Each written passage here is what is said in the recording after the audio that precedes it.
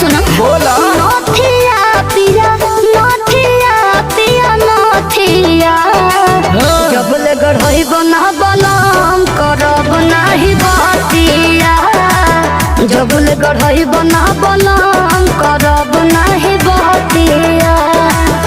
अच्छा तो ये बात बा। हो राहुल रॉकी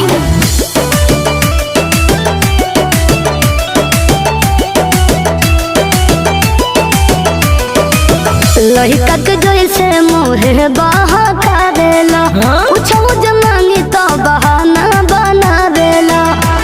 अरे सुना जाने मान का सुन अब ही खाली पाकिट हमार बात मनाए धनिया लेके आई